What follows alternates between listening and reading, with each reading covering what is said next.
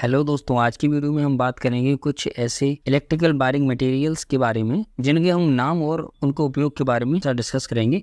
One way switch का उपयोग हम नॉर्मल अपनी स्विच बोर्ड में करते हैं। इसके बाद आता है हमारा टू वे स्विच में पीछे 3 टर्मिनल होते हैं, इसका उपयोग स्विच बोर्ड में करते हैं। इसके बाद आता है हमारा वेट स्विच यह एक हैंगिंग चटकनी होती है जिसे हम लटकाकर इसका उपयोग करते हैं। इसके बाद आती है हमारी कॉलिंग बेल स्विच को घंटी वाला बटन बोलते हैं इसको। इसके बाद वो आता है हमारा फैन रेगुलेटर, जिसका उपयोग हम फैन को रेगुलेट करने के लिए करते हैं। इसके बाद आता है वोड फ्यूज का उपयोग हम बोर्ड में फ्यूज के तौर पर करते हैं। इसके बाद आता है किट कैट फ्यूज हमारी जो मेन लाइन जो हाई टेंशन लाइन होती है वहां पर हम किट कैट फ्यूज का यूज करते हैं। इसके बाद आता है स्विच बोर्ड इंडिकेटर वह रेड लाइट होती है जिससे हम इंडिकेट करते हैं कि हमारे बोर्ड में लाइट आ रही है या नहीं आ रही है। इसके बाद आता है हमारा 5 पिन सॉकेट का उपयोग हम स्विच बोर्ड में करते हैं और 2 पिन सॉकेट का भी उपयोग हम स्विच बोर्ड में करते हैं। इसके बाद आता है हमारा 2 पिन प्लग टॉप। इसके बाद आता है 3 पिन प्लग टॉप। इसके बाद आता है हमारा एक्सटेंशन बोर्ड वह होता है इसमें इसका वायर को हम अंदर ही फोल्ड कर देते हैं और इसे हम कहीं भी ले जा सकते हैं, उसे एक्सटेंशन बोर्ड कहते हैं। इसके बाद आता है हमारा पावर